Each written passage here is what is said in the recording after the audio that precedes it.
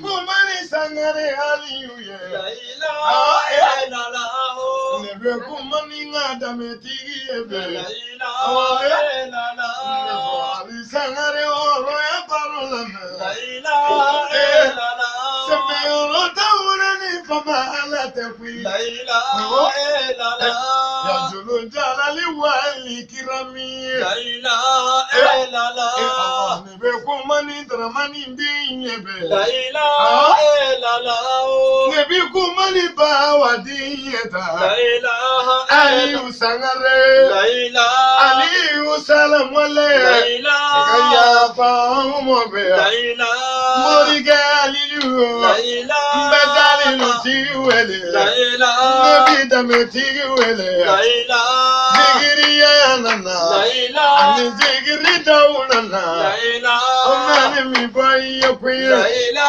Ali sangare. Laila Zainab furujayo. Laila Sangare aliyu. Laila Allah Aisha je. Laila Aisha ta furujayo. Laila Aliyu sangare. Laila Fatuma ta shirifu je. Laila Aliyu sangare. Laila Imalajire kuma mewa. Laila La sana konne.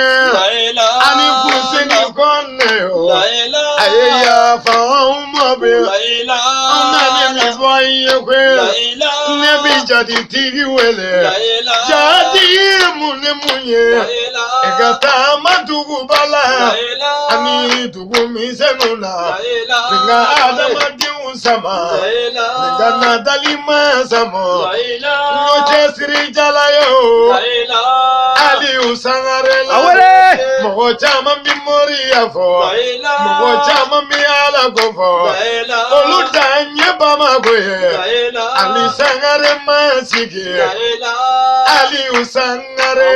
Ninye Ali uye. Laila Miri bijigi jennina. Laila Badra Ali ula. Wala! Ito manyo gambogwe. Laila Isa jajanyo nabo. Laila Ali usangare. Laila Igaduwa udo unyeta. Laila Yebe iti kono niye. Laila Yafani ye yamo. Laila Ilallah.